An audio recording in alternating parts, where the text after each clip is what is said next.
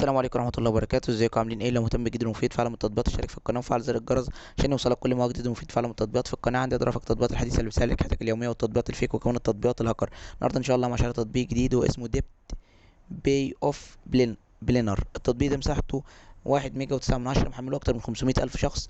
التطبيق ده تطبيق خاص بالحفاظ على اموالك والادخار والتخطيط والتتبع. يعني ايه؟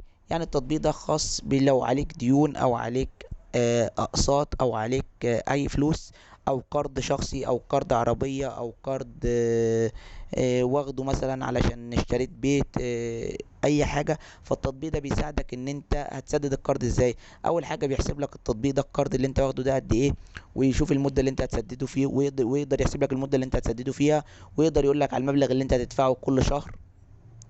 كمان لو انت بتخطط ان انت تاخد قرض مثلا لحاجه معينه، فيقدر يشوف لك القرض اللي انت ممكن تاخده يكون قد ايه بالنسبه للمرتب طبعا بتاعك. يعني هو بيشوف المرتب بتاعك قد ايه، ويقدر يقول لك المرتب بتاعك ده انت ممكن يكفيك منه قد ايه، تقدر تصرفه مصاريف ليك كمصاريف شخصيه او كمصاريف لبيتك ولاسرتك، وتقدر توفر من المبلغ ده قد ايه اللي هو ممكن تقدر تدفعه للقرض.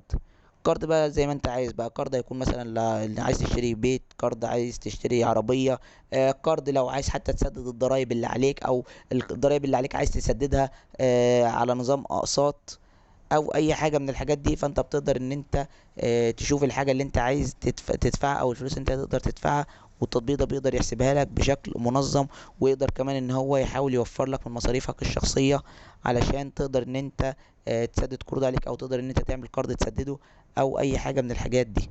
ده كده الغرض من التطبيق، وده فايدة التطبيق.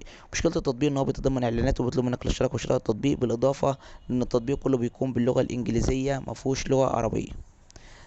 بس كده ده يعتبر ابسط شرح التطبيق بالنسبه للمميزات والعيوب. لو عجبك شرح التطبيق تدوس لايك للفيديو.